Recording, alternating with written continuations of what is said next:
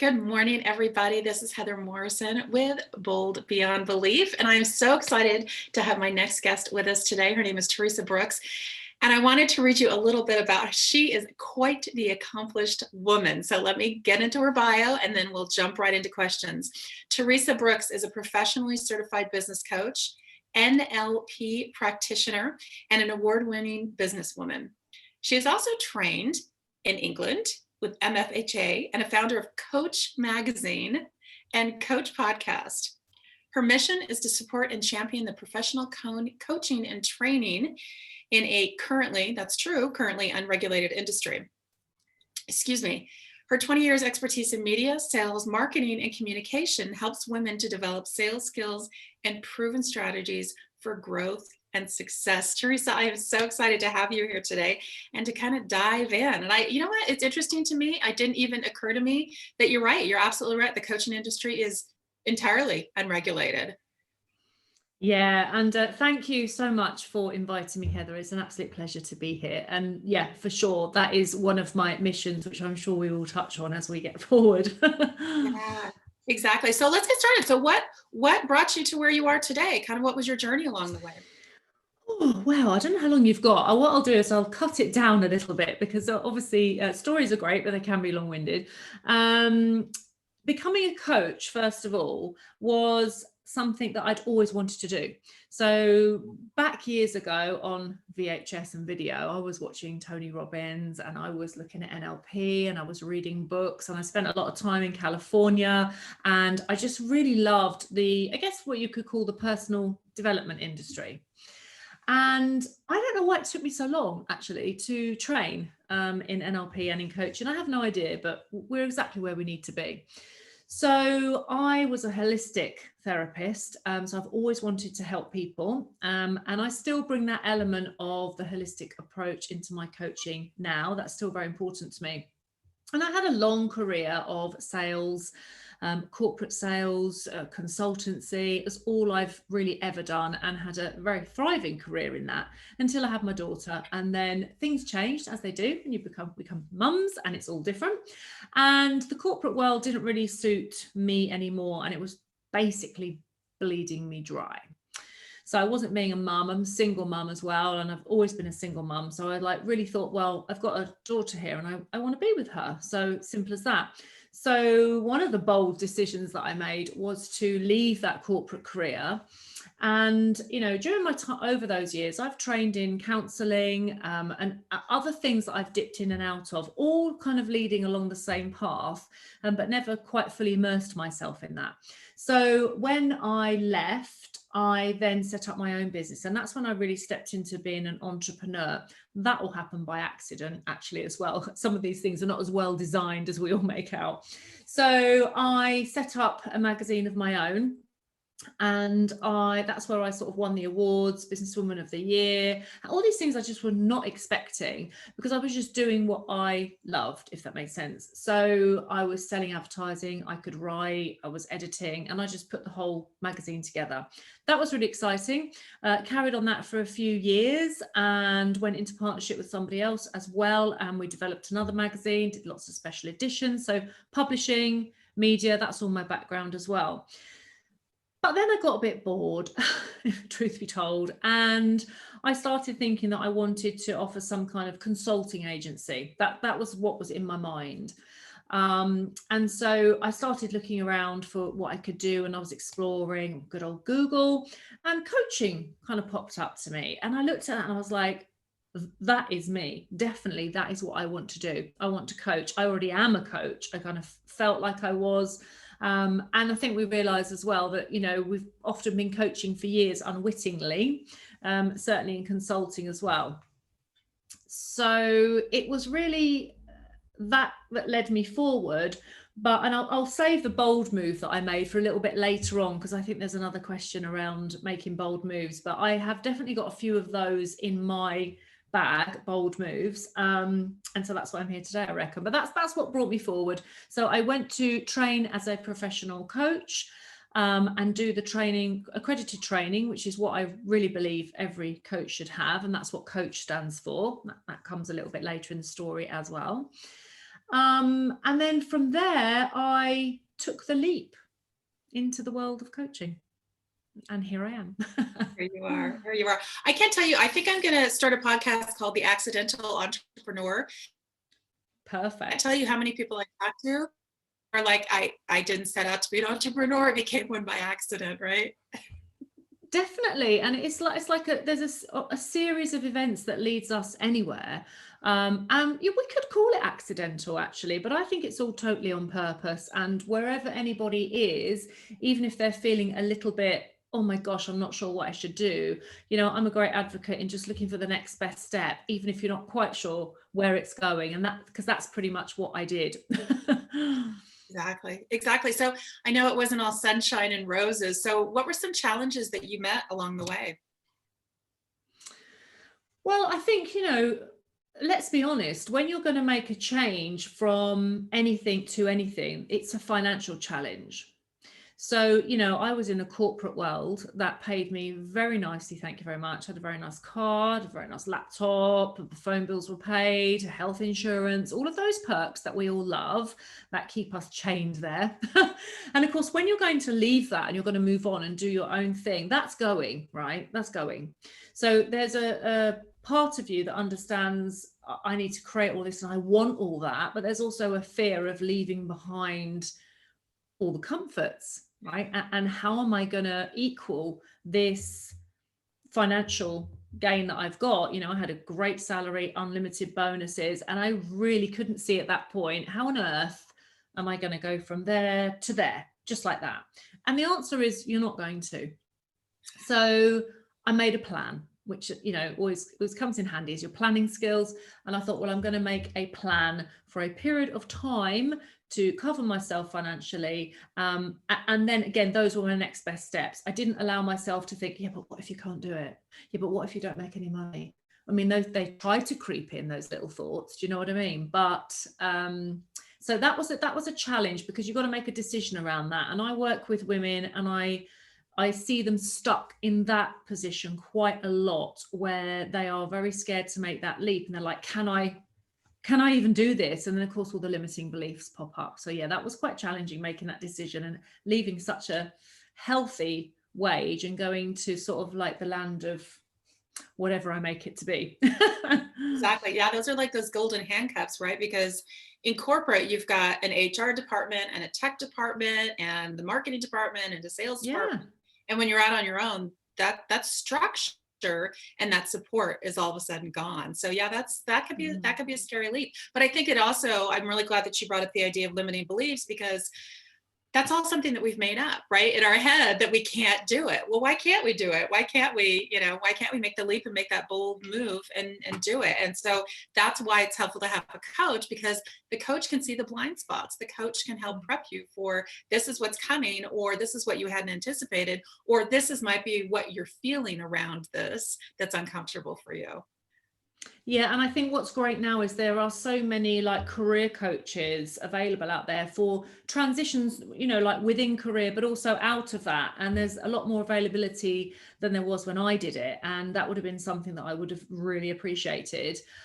Because, muddling or finding your own way through, learning by your mistakes is great, but it's even better if someone can take you by the hand and say, okay, don't do that. No, do this. And what about this? And helping you to actually develop that awareness much sooner when you're making those changes, because there's a lot going on. And the limiting beliefs part is, that they're real, if that makes sense. Okay, so they're not the truth, but they're real to somebody else. And anybody that feels something, well, you know how real that feels. You're like, oh, I just can't, or I'm not good enough.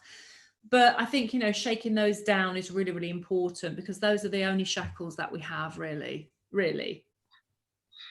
Exactly. Yeah, the ones we create on our own, right? The ones we put on our own hands, right? It's nuts. Yes, it's true though. Yeah. So what's the big passion project? Like, what are you knee deep into right now? What's going on?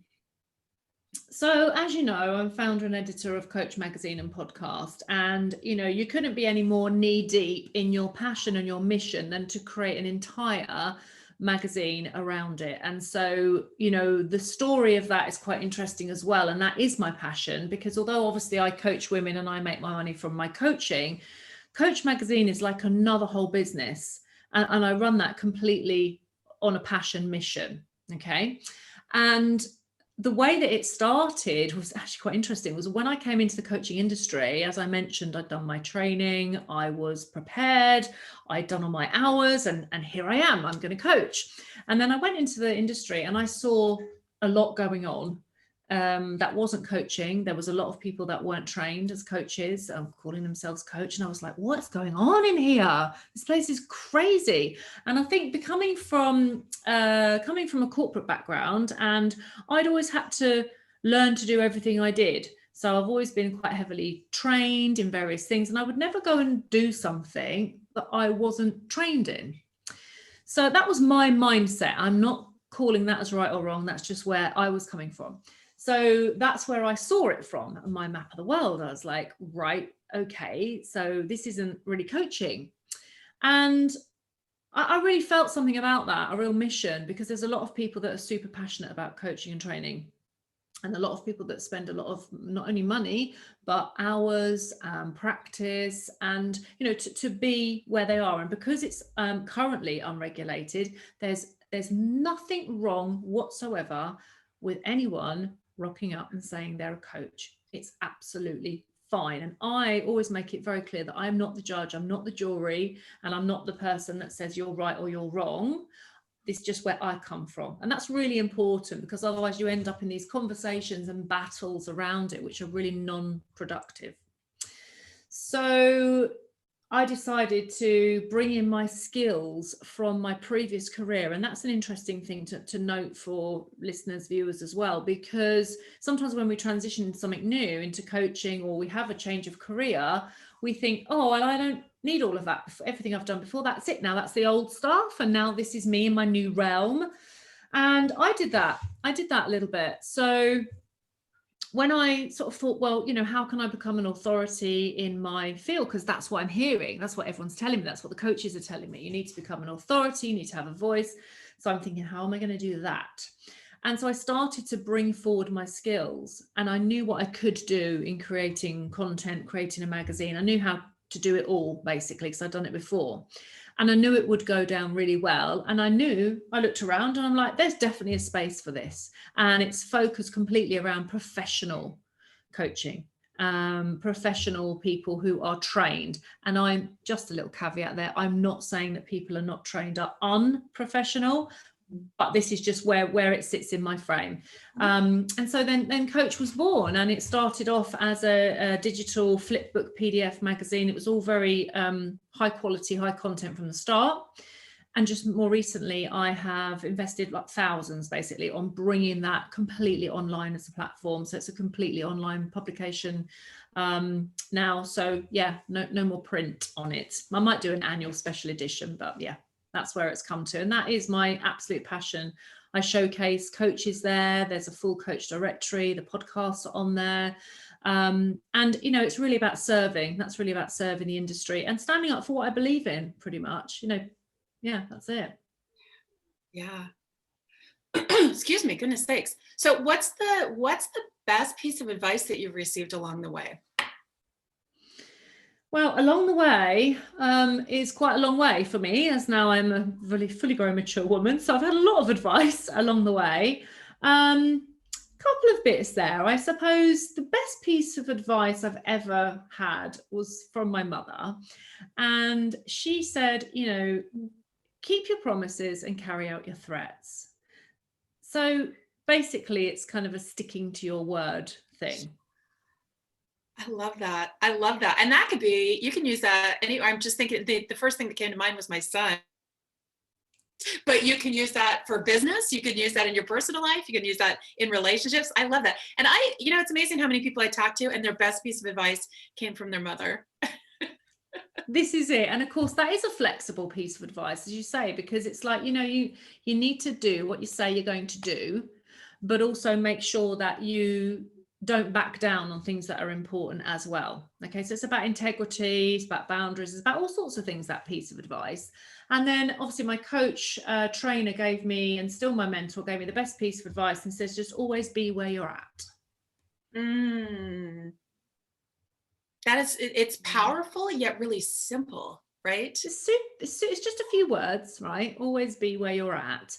But it's a real centering piece. It's a real focus piece, because we can really spin off in this world, and we can really try and be more further forward than we're ready for, making that mean all kinds of things. And we can just think, oh, it tends to be, oh, this isn't enough, and I'm not good enough, and I need to be doing more all the time. So it's a case of just be where you're at, because you're actually missing your moments. You're actually missing the gold by always looking and hunting and trying to forge ahead. You're missing your actual experience. And of course, as coaches, we meet our clients where they're at. So we've got to be able to practice that and learn to be very present. And so, yeah, super powerful piece of advice that I always pass on, like here, and share whenever I can. That one's going on a Post-it note. I have a bunch of Post-it notes at my desk with quotes on them, and that one's definitely on a Post-it note. That's Post-it note worthy. Brilliant. Love it. Thank you. So what's a habit that you consistently do that's been instrumental to your success, do you think? Well, it was interesting, because I was thinking about this one, and I was thinking habits. There's lots of practical things I could say here, I suppose. And also, really, to be completely honest with you, brings up my more creative and not so organized side always. That's the truth. So I really think that one of the things that I do regularly, and I mean sometimes even hourly, is reflection. So that is a habit now, okay, a practice that I don't even need to think, oh, I must go and reflect. It's part of who I am now. And as I'm reflecting on every coaching session I have, when I come out of that, and I reflect with other people, other professionals, but I do it with everything. So, like, for instance, after we've had this interview, I'll reflect on that and I'll think about it. And with that comes not just, I'm going to go and have a walk and think about the interview. That's not too exciting, is it? But it's like, what can I learn from what just happened, what I was part of, and some critical thinking in there as well was really important. And so I do a lot of reflection, and I do a lot of critical thinking. And what I find is that female entrepreneurs especially find that really difficult, because they need to then sort of almost debrief themselves on stuff like, how did that go? What did I not do so well? What could I have done better? And if they hit any of those bits about what didn't go so well, oh God, this is really hard. And they feel like they're picking themselves apart. So it's a real art to learn, and to be detached from yourself, from your soul, if you like, and realize that the real you, the essence of you, is always absolutely enough. But our actions and what we're doing and our learning comes from the critical thinking, and our learning comes from being able to reflect and create some space between us and situations, conversations, etc. So that might be a little bit different.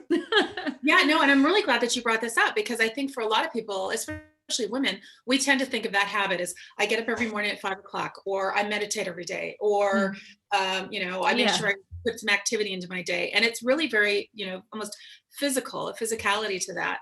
I really like that you talk about this mental habit that you've gotten into, this reflection, because we are so critical, and to look at that through the mind's eye of what happened there, right? And not pick it apart, not what could I have done better, just what happened there, and how can I learn from that, right? Yeah, really important stuff. I think that is really...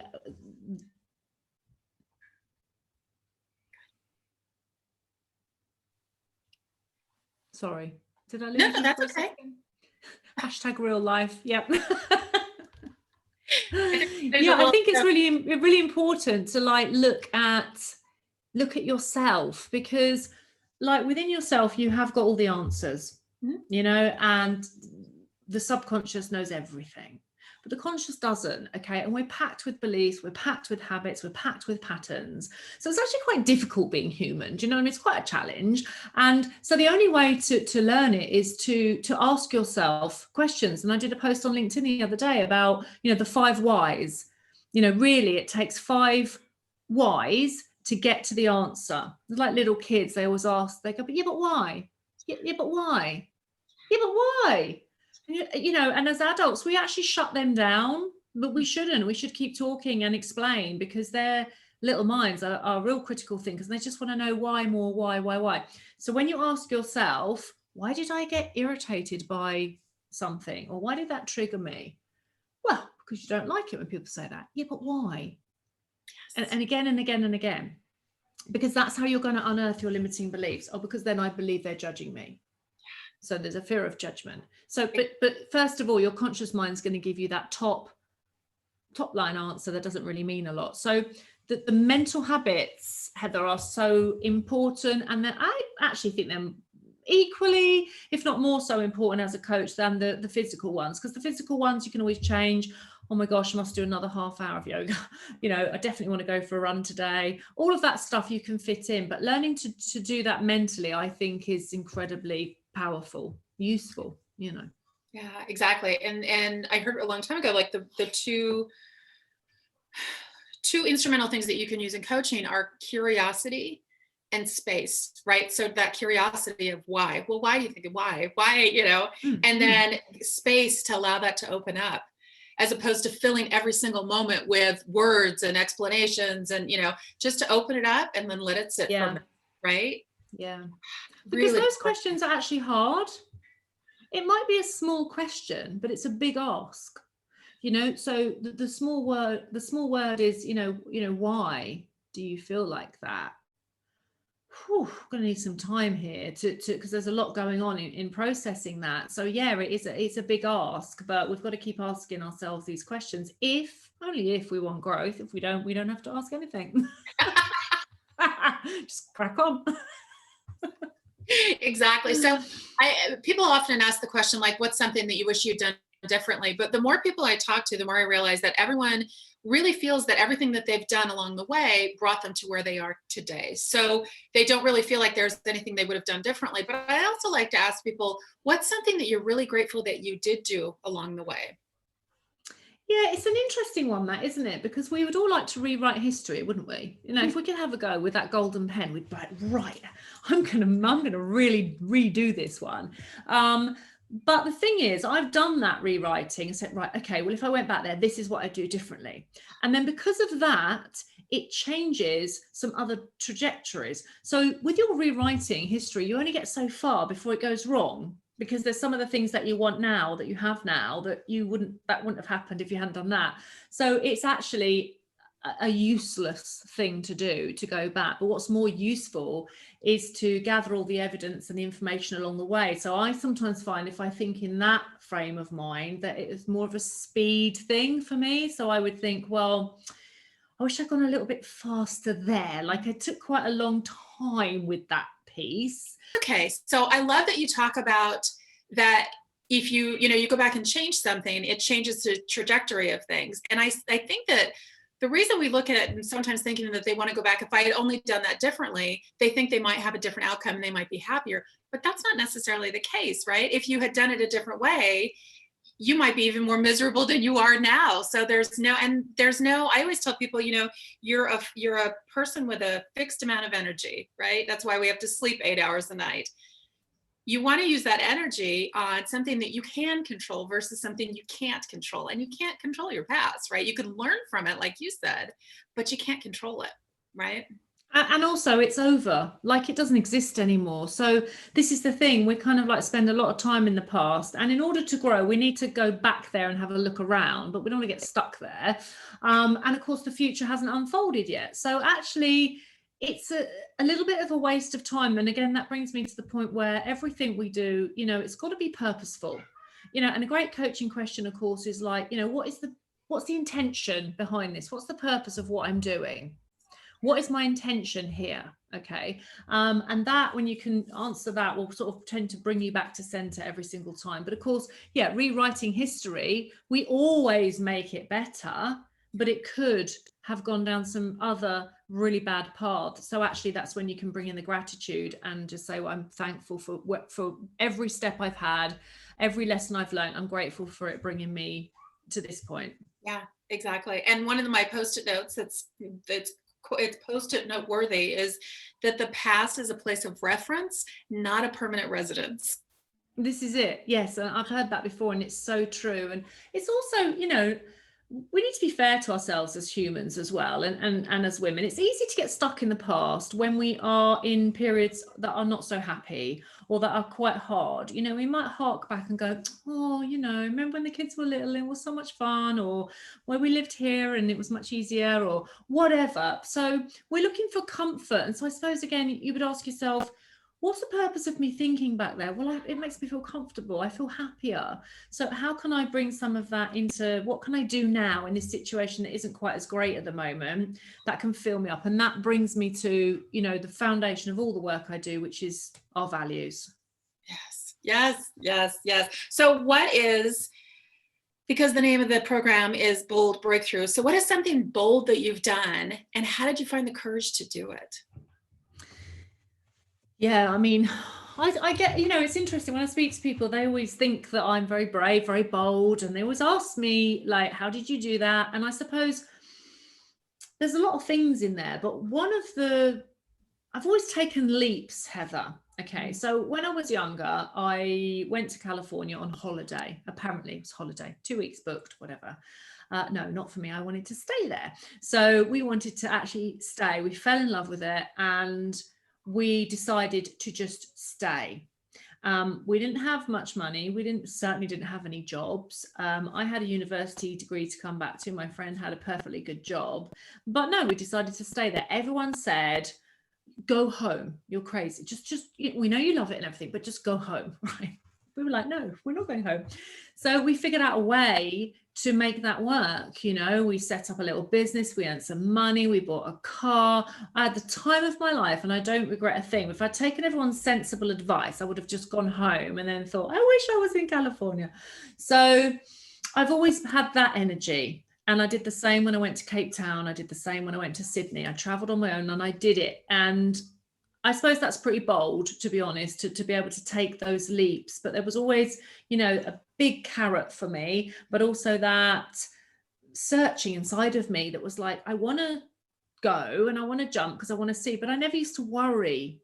I mean, not like you do when you get a little bit older, I have to say. I never used to worry quite so much about what might happen and blah, blah, blah. And of course, I'm a mum now. So like you're born into worry then as soon as you're a parent, But I think the biggest thing really was in 2018 when I sold my publishing business. And, this was the point where I was wanting to do that wonderful transition thing where I was like, I'm going to train as a coach and that's going to be great. And then I'll do my magazine and I'll have that until I've built the clients and they'll all go over smoothly and I'll just move on. No, it wasn't going to be like that. So we kept having the same discussions in the partnership around the finances, the growth, the print industry. It was just getting sticky. I was getting bored with it. It's the same conversations.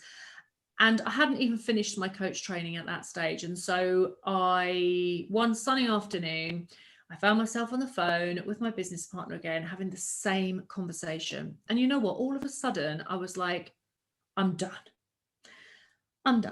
So I said, do you know what? I said, let's stop talking about this. I said, I think the time has come for me to leave this business. And as I was saying, I was like, there was another part of me going, what are you doing? What are you saying? Stop speaking. And within a day, we had sorted it out, made the deal, decided what we were going to do. And within the week, the money was in my account. Accountants sorted it all out, signed me off, did the paperwork, and I was out. And that was that. Yeah. And I bet that felt so free. Yeah. You were free. Yeah. Mm-hmm. You know what? I think, yes, it was a real mix of feelings because when you make bold moves, you don't get this massive surge of reward straight away. You really don't. And in fact, when you take bold steps, you actually go through quite a bit of pain, first of all, I think. So it takes a while. There's a little bit of a lag effect there, in my opinion. And so I was full of like, wow, I've done it, amazing. And I'm really happy about that, happy with my decision. And then I was like, oh, surge, like, I don't have a business.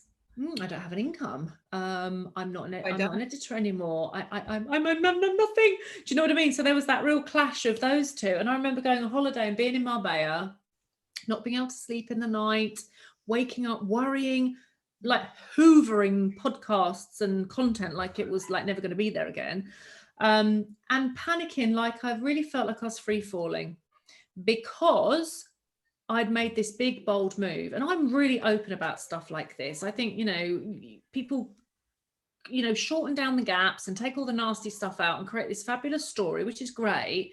But you and I, and lots of people listening, well, no, that's not really the case. There's always those grey areas and those dark nights and those worry zones. And so, yeah, I was like free falling in between. This is amazing. I can start my coaching business and starting to do lives and everything by the pool. And I was getting into that. And then there was the other half of me that was going, oh, you've got 5 months to do this. And because that was the deal with myself, I had 5 months. Not very long. So yeah, that was bold. It was brave. It was also scary, and everything else that comes with the territory of making bold, brave moves, because you don't cover the ground unless you decide to be brave, unless you've got the courage to do it, and you need to have the faith in yourself. So I just say, one step at a time, everything's going to be fine. That's my little mantra. Exactly. Yeah, and I find that, there's very few things in life that are permanent or fatal, right? Mm-hmm. When we boil it down, like, could you have gone, sold your business, and if it didn't work out with coaching, could you have found money somewhere? Absolutely, you could have. Sure, absolutely, right? That's what I said to myself, because I thought, well, what's the worst that can happen? And it wasn't that bad. It meant I'd have to do a job again. Well, listen, that's not the end of the world. And so there would always be something. And I know not everyone, and that's a luxury to be able to say that and know you've got talents that you can transfer. And I know not everyone can think they can apply that thinking, but they really can, because we're never, ever going to just sit down and go, that's it. We might for half an hour or something, but then we're going to make plans and do things again. So yeah, but it was, brave, and I'm glad I did it. So they come in the same pot. Yeah, exactly. Yeah, and they call them bold moves, not easy moves, right? So yeah. Well, good point, Heather. Good point. Yeah, exactly. So I've discovered that in talking to people that leaders are readers, and so there's always that ongoing education that we have, especially as coaches. Like we just, like you said, hoovering everything up. So what are you feeding your brain right now? Like podcasts or books or ongoing education, or what's going into your head? Yeah, I mean, I like snippets of things, to be honest. I tend to dip in and out of stuff. Like some people, like I say to my clients, I recommend a book and that's it. They've gone, they've hoovered it, they've read it, like in the whole weekend. So I used to do that when I had time to relax by pools and a little bit more time in my life. But now I find that I'd rather seek out something that's more specific. So instead of just taking a whole load of content, or maybe a whole book, or a whole series of podcasts, or having favorite people, I think, well, what do I need at the minute, and then I get on good old Google, or I look through my podcasts and I find a pocket of something. So at the moment, I'm really interested in like the inner work and transformational coaching, and how women can do the trauma work. Okay, big and little T. And so I just went and found a podcast, and while I was walking my dog, it was just amazing. So I like try and dip in and out of the things that are relevant to me with what I need. And I used to have a reference as well page of all recommended podcasts and books in the Coach magazine. One of my favorite books is a book called Blink by Malcolm Gladwell, and I bought it from America, 1991, maybe something like really early 90s, and I still have it today, and it's amazing. And it's always, every time you go back to it, it's got something else in it, and it's really about human communication and how in a blink we decide what we think. It's all literally senses hit at us, and because now being NLP trained, that's super fascinating to me. So I love that book, because whatever anybody says, we're built to decide and make those judgments and take things in, rightly or wrongly, in a blink. And I think that is like phenomenal work of the brain and the senses. So I really, really love that book. I often go back to that. Yeah. Yeah, and I love, you can't go wrong with Malcolm Gladwell. No, I don't think you can. I mean, it's quite a heavy read sometimes. Do you know what I mean? You've got to concentrate on what you're actually reading. It's not one of those light ones. But I also liked, what was I reading over lockdown, which was incredible. And I'd had the book for years, but I had not actually read it. And I think lots of people will get that one. All these books, we haven't read them. And it was Eckhart Tolle, and it was the power. I've read The Power of Now. That was life-changing for me at a very difficult time. And I think this one's called The New Earth. And I read it like as the lockdown hit, the first one, and it was just really incredible, super powerful. It's obviously about being present, but there's also a lot in there about ego, removal of ego, and really getting to know yourself. So I really enjoyed reading that. Yeah. Yeah. Another really powerful author. Really, really good suggestions. Mm. So speaking of authors, I wanted to wrap up today and talk about if there's anything that you would like to recommend to the audience, or share with the audience, or offer to the audience, or anything you'd like to leave us with. Yeah, I mean, of course, head over, please, anyone, to Coach Magazine online, okay? And that's coach-magazine, I have to say, .com. And there's plenty of direction on there about how you can subscribe for free, how you can be a guest on the podcast, how you can actually be featured and published as a coach as well. So please go over and have a little look. And although I've spoken about coach a lot, as you can probably tell, I do a lot of mindset work and beliefs work, but also I do a lot of sales work, helping women to build their confidence, their skill set, and change their mindset so they can actually reshape their business and go ahead and sell with integrity and ease. Because I realized that I had a super skill set of training over 20 years that I slightly binned when I came into coaching. And then my coach said to me, "Are you crazy? You need to be helping women with this." So I did change around to that. And my new website is coming soon. But I do have a sales success mindset lead magnet. If anyone would be interested, I can give you the link. Yeah, that'd be great. And if you want to forward the link to me, and then I will take that link, and I've got all your other links where people can find you, and I will put it down below this video. Oh, thank you. Is there anything else that you wanted to just anything we didn't cover today that you wanted to mention, or are we good to go? No, I don't think so. We've danced around quite a few subjects, and I like to, on my podcast, I like to take conversations and go quite deep in one point. What I've enjoyed about today is that we've had several touch points, and I just hope it's been interesting and useful for your viewers and listeners. It's been my pleasure. Yeah, you are an absolute gold mine of information and resources and knowledge and experiences. And I so appreciate you being here today. So thank you very much for joining us, Ms. Teresa. Thank you. Thank you for having me. It's been a pleasure. Yeah, absolutely. Take care. Have a great day, guys. Bye now.